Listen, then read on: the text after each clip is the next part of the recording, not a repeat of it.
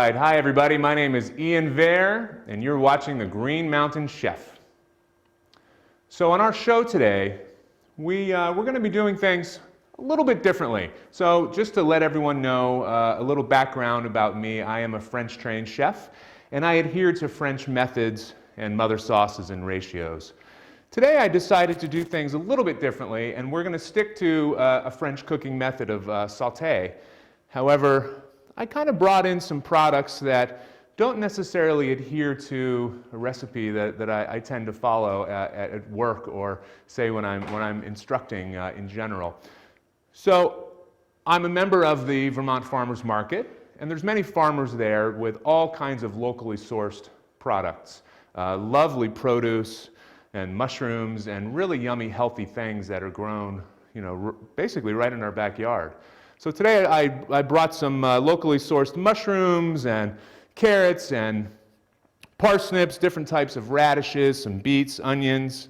I also, at the co-op locally, I needed to get some quinoa, and I brought in some lovely salmon, and I also brought in some steamed broccoli.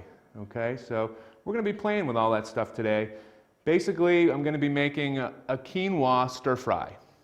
And quinoa, if any of you don't know exactly what that is, it's an incredibly healthy grain. It actually has twice the quantity of fiber and protein as rice. So very interesting. So I'm going to start with the cooking process of the quinoa. And then we're going to talk about and cook the protein, and then we're going to finish it up with the stir fry. Okay, so the quinoa is very interesting. Very, very easy process to cook. The ratio is 2:1 of your grain to water, and it's important with quinoa to give it a little rinse. If you don't, it can tend to be a little bit bitter. So first we're going to give it a rinse, and the portion today is going to be for 2 people. I'm not making a giant meal for everybody. Don't worry guys, there'll be enough after the show for us to enjoy some of this. So I'm just going to portion out a half a cup of the quinoa. I'm going to let it soak in some warm water, only about 30 seconds. Not a big deal.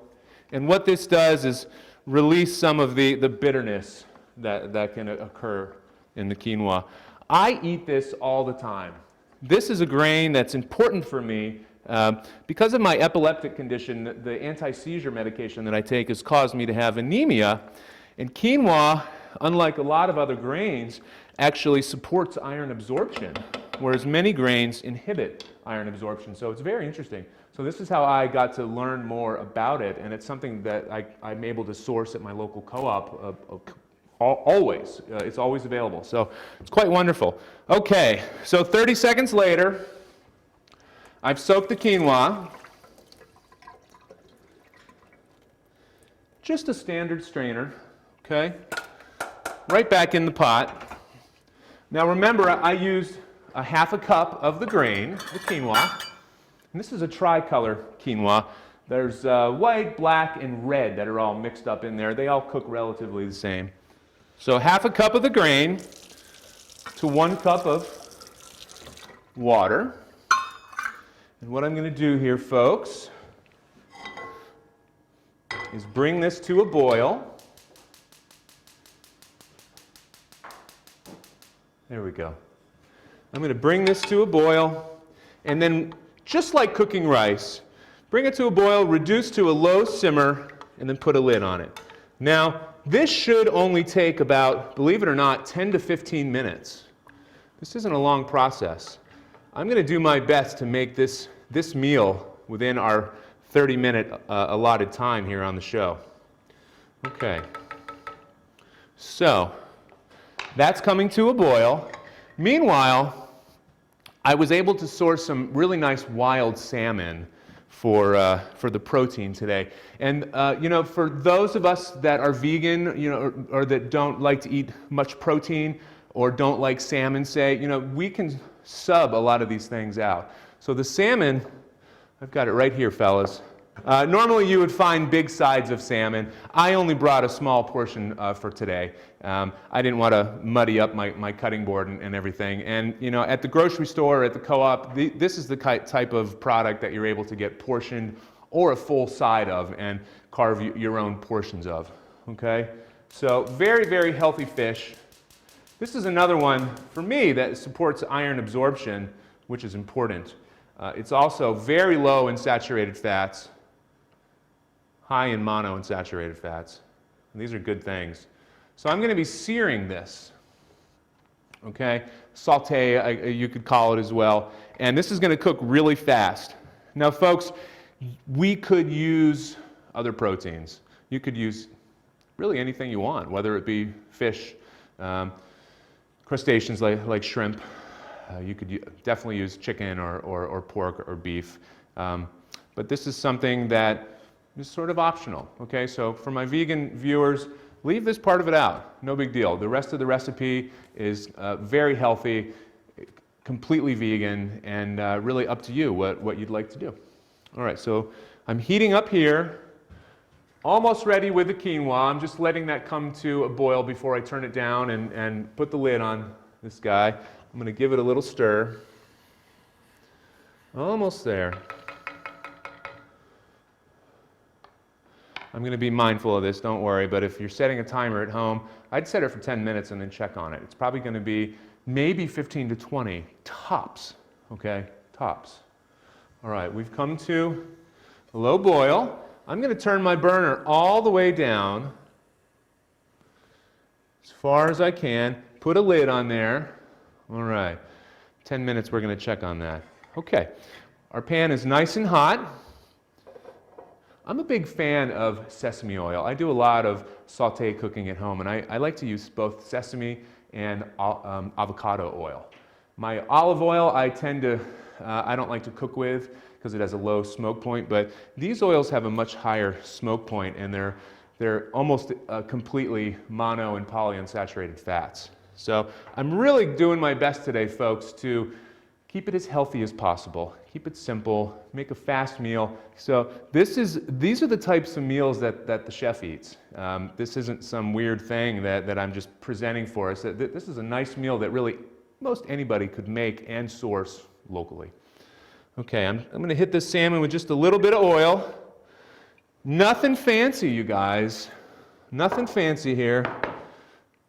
Honestly, this is how simple I'm going to keep it. Some black pepper, some kosher salt. Okay, so we've got a hot pan here. Now the key to saute, and the definition of saute, which is a French standardized cooking method, is high heat with little fat. So that's what we have today. Now the reason I'm cooking the salmon in this order, folks, is to cook it perfectly. So it's not super well done. For the show here, I'm going to cook it about medium to medium well. Maybe some of us would like it cooked more, maybe some less. But this is just going to ensure that we don't overcook. Now, if you get it in the pan and you notice that your smoke is a little high, just take it off the heat. It's going to cool down rapidly. I want it to be hot. You know, we're searing this. This is only going to take a few minutes. Okay? All right, I'm happy with that temperature. Now I'm going to turn my heat down just a little bit. I'll probably cook this about 2 minutes at tops on each side. All right? Now, if I was cooking something like, say, raw chicken, I might start this differently. Okay? I would go on to my next step, which would be to saute, and I'm actually going to use a wok today, which is kind of fun. I do a lot of cooking with a wok at home, but you could use a large saute pan, absolutely. If that were the case, if I was using chicken or beef or pork, I would actually start with the protein in the pan doing my stir fry. But because we are using fish today, and it's more delicate, I don't want to muddy it all up. I don't want to overcook it. Okay, so I'm going to get my heat on the back burner, and we're going to get into this wok here. There we go. Temperature is vital. I'm so happy, you guys, that we have this gas stove for this show. Much easier to gauge your cook time. Okay, so this is my personal wok. I've had this for years. I love this thing. You don't need a wok for this recipe, folks. Okay, this is something that's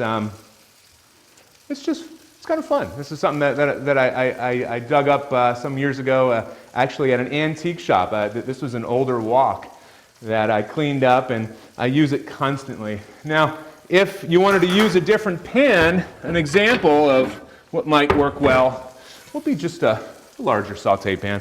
Something like this would be absolutely fine. Okay, so our wok is heating up. Now let's talk about our ingredients. I brought a lot of different things. Root vegetables, lots of them. You know, everybody knows carrots, okay? So I brought some nice local carrots. I brought some parsnips, all right? You can see these here. These were all donated by local farmers at the farmers market, the Vermont Farmers Market, which is held Saturdays from 10 to 2. I brought a couple different types of radishes. These were neat. You know, when I went to the fellow's booth who was selling these, he had them sliced open, which I'm going to do here, and they were very attractive to me. So this first one that I'm going to cut, oh, and before I do, let me turn my salmon. Ooh, it looks beautiful. This first one, and it's kind of a funny name, it's called a red meat, that's red meat radish. Now, the nickname for it is a watermelon radish. I like that better. And the reason is, take a look at this, guys. Look how beautiful that is. It really looks a lot like a watermelon in the center. This other radish that we're going to be using is called a green meat radish. And the farmer's nickname for it was a honeydew radish. I like that one a lot too. So just giving the more scientific names and then the more fun common names of these. Now these have all been washed off. I'm not a huge proponent of peeling. Please feel free to peel these if you'd like. There's a lot of nutrients in the peels of these ingredients, these vegetables. So I personally I like to leave it all in there, leave it the way Mother Nature intended it to be. That's just my tack. So that's what I'm going to be doing today. Nobody has to eat this stuff, but, well, you guys do in the studio here. But it's yummy stuff. Okay, so we have our watermelon radish. We have our honeydew radish. I brought some purple beets. These are nice. Love these things. I like to roast these a lot at home, but sauteed, they're lovely. High in antioxidants, really good for you. All of this is high in fiber, okay? And I'm just gonna, I like to nip the top and bottom off, cut them in half just so everybody can see them. I like to get all of my ingredients sort of ready first before I start with the saute there. Okay, salmon is happy. So this is a parsnip, and all I'm going to do with the parsnip is basically a white carrot, essentially. I'm just going to give it a nice cross cut. Okay, they're nice and pretty. We've got a carrot. Now I'm not going to prep all this, everybody, because we're only feeding a few of us today. Okay, we'll have a recipe at the end of this so that all the quantities and cook times are available for those of you at home that would like to reproduce this. Okay, let's see. Some red onion. Now, with onions, good tack to use is to leave the root side intact. Okay, I like to cut the top side off. And if we were making a stock, I would be saving these, but we're not today. I'm going to cut it down the middle. Take my peel off.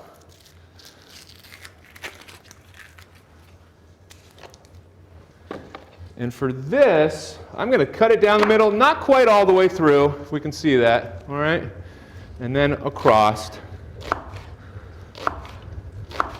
That's plenty of onion. We also have some cool mushrooms.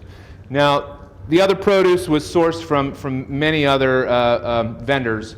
These, my good friends at Champlain Valley, they often have some wonderful edible mushrooms. It's wintertime, so I'm just about out of my freeze-dried mushrooms that I like to bring on the show. So I sourced these, and these are some of my favorite. We have chestnut mushrooms, and we have golden oysters.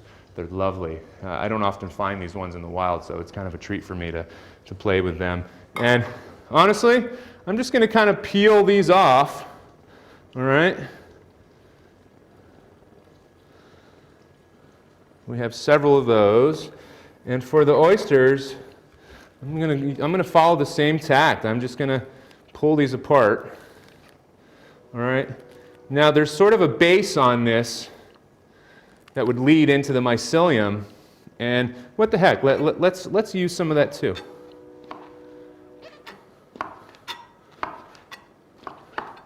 All right, I think that's enough mushrooms.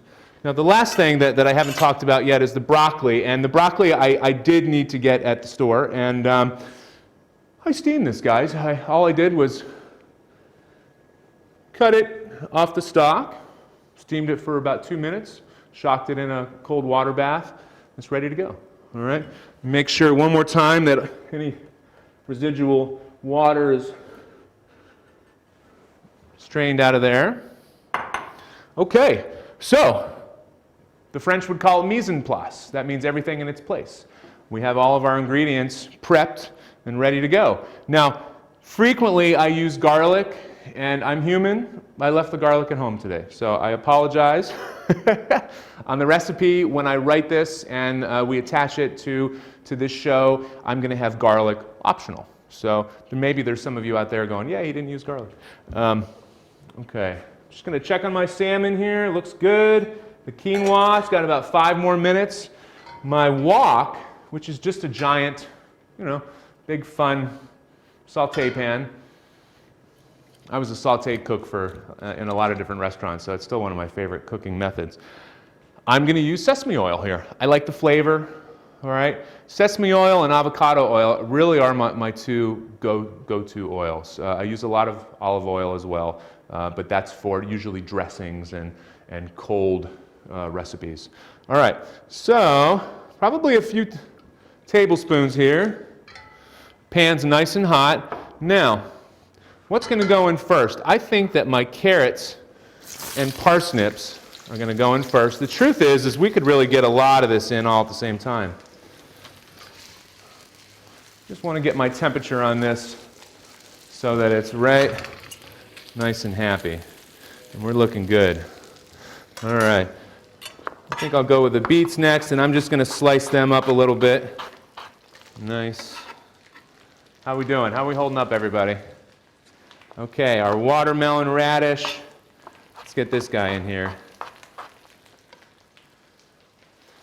Now I'm noticing on these radishes that the top side has a little bit of a nub, kind of like you'd find on a carrot. So be aware of that. I'm sure you can eat it just fine.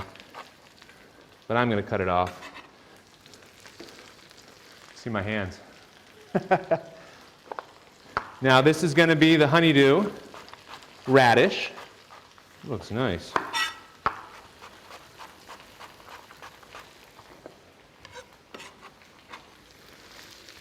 Okay.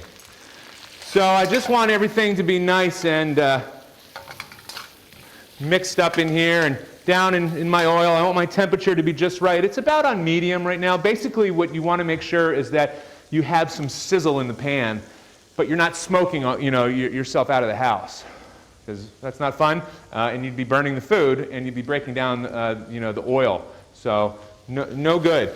We look pretty good in here. Now, from this point, can we look down into the pan here, fellas? From this point, all right, we've got a pretty nice even layer of all the different vegetables, okay?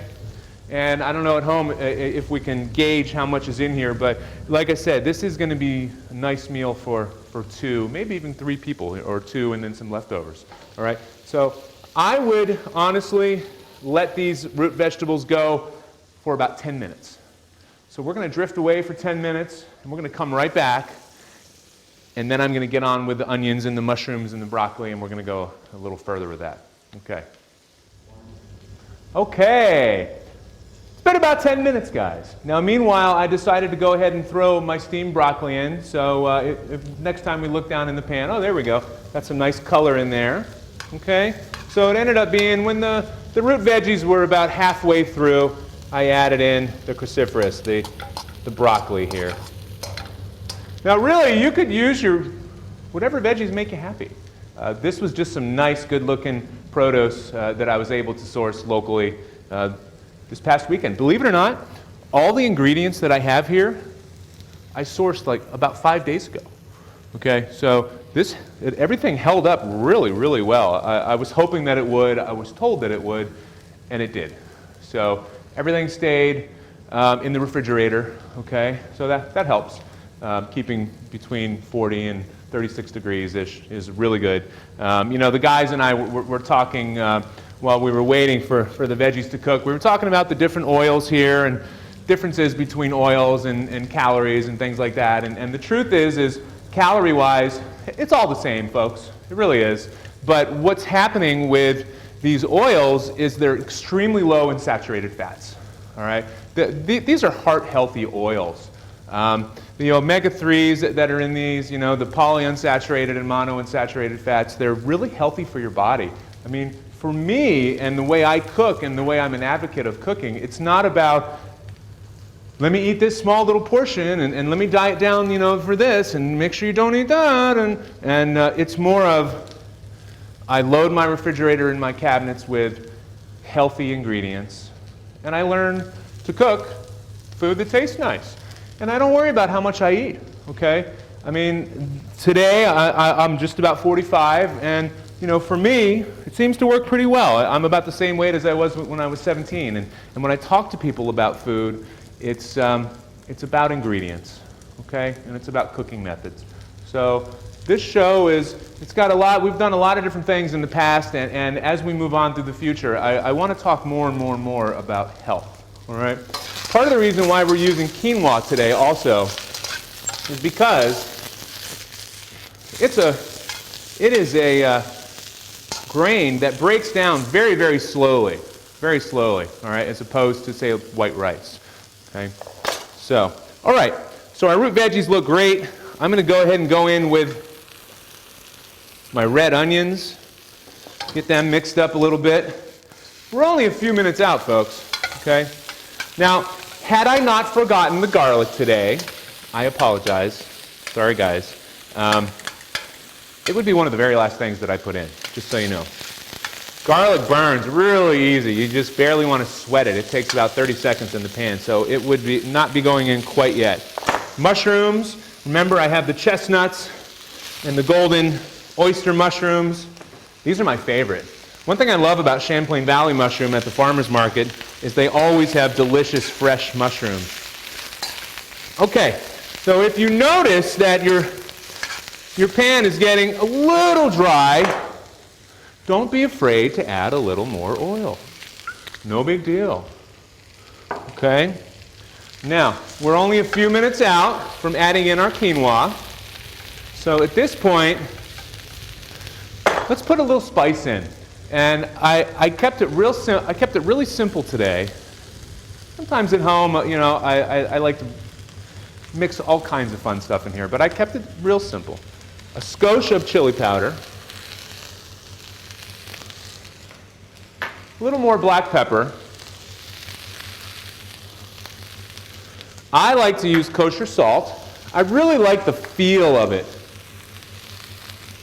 It seems like I can gauge how much is going in there. Give this a turn. I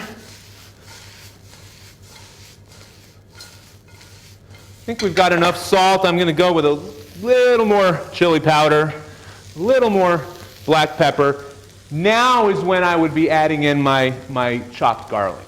Okay? Another thing, folks, if you don't have fresh garlic at home, or say you don't have fresh onions, maybe you have some onion powder or some garlic powder. It's a fine sub. It's fine. Okay? You don't have to be super gourmet all the time to make things taste good. Yummy. Okay. So we're going to pretend like we cooked the garlic. Look at the color in that pan. That's beautiful. Our quinoa, it took about 15 minutes. All right? I checked it after 10, checked it again at 15. It was time to cut it off. Now start to finish, I mean, it's been 25 minutes. So we've done this pretty much straight through. I know I took a break for a few minutes in the middle there, but I would say start to finish, this is probably a 35-minute meal, which is, you know, for making something that's healthy and delicious, you know, right from scratch.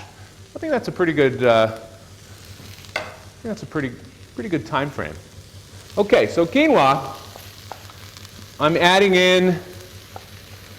to add in this full quantity, which is 1.5 cups.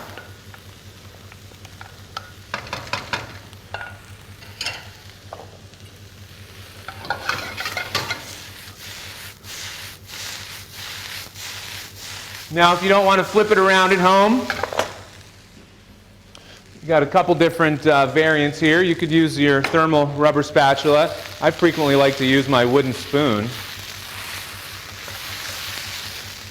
And we just want to get all the flavors combined here. Yummy. So remember, this is a quinoa stir fry. We've got a few different types of radishes and carrots.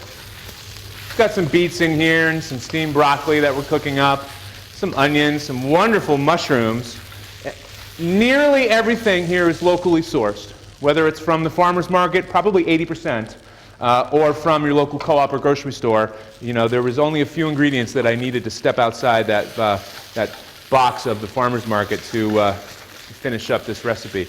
We're looking good, okay? So what I'm going to do is go ahead and plate up. Yummy. Remember, we've already cooked our salmon, okay? And I just want to put this in here one more time. If you were cooking with chicken, we would start with that, all right? Rather than having something more delicate like fish, getting that off to the side so we don't overcook it. I actually made a dish similar to this last night using all different kinds of chicken. So really yummy. That, by the way, is another ingredient that you can get at the farmer's market. So let's go ahead. This is a wonderful quantity for 2 people. Just want to put that out there. Lots of color. Look at these beets and broccoli, and these radishes are really fun. Put some of these watermelon radishes and honeydew radishes, lots of mushrooms, oyster mushrooms going in there, chestnut mushrooms, our seared salmon, which is about medium well at this point. Okay, clean up that. Probably about a 12-ounce portion plus the 4 ounces of protein. This is a nice sized meal. This is a very healthy meal, and I hope that everyone tries this at home. I hope we try to make this, and if ever you want to come to market and talk to me on a Saturday about some of these tactics, I invite you to. Thank you everyone for watching. I had fun. I hope you had fun. I hope we learned a few things today. Some nice healthy cooking, sustainable local food. My name is Ian Vair. You're watching The Green Mountain Chef. Thanks for tuning in.